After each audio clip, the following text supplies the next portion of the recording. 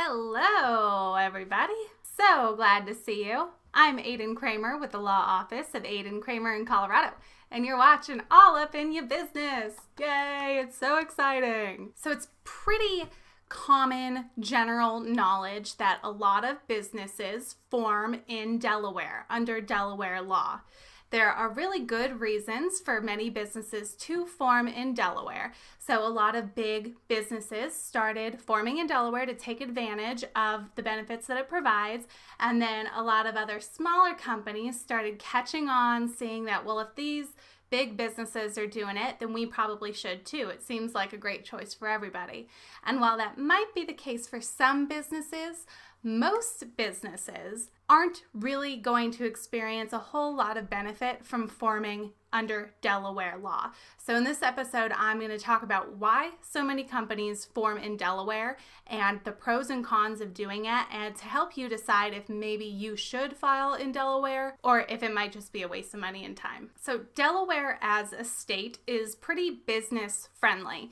Its statutes and laws related to businesses are written to give businesses a lot of freedom. Freedom in how they operate the business, freedom in their transactions with shareholders and investors.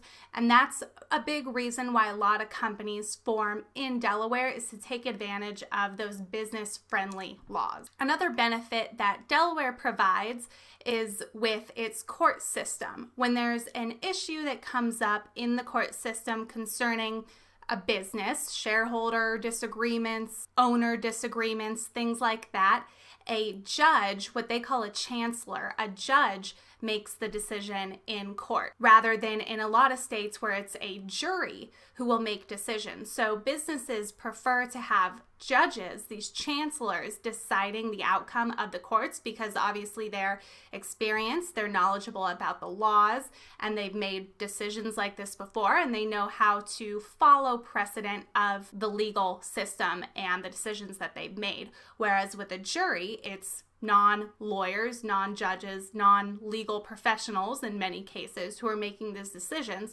So businesses often feel more comfortable that they're having a judge decide the outcome of a trial rather than a jury. Another benefit of forming under Delaware law is that Delaware doesn't impose any income tax on businesses that operate outside of the state. So for many businesses, that break in income tax is beneficial and helps them save a lot of money that they would otherwise owe if they were formed under a different state. And then finally, just in general, investors and business professionals are more comfortable typically with Delaware. There's a long history of legal precedent. Businesses have been operating in Delaware for a long time, so if venture capitalists are going to be investing a large amount in a business, they're familiar with Delaware and that's comfortable for them. So that's why many businesses form in Delaware, is to ease and comfort potential investors. So despite all of those benefits,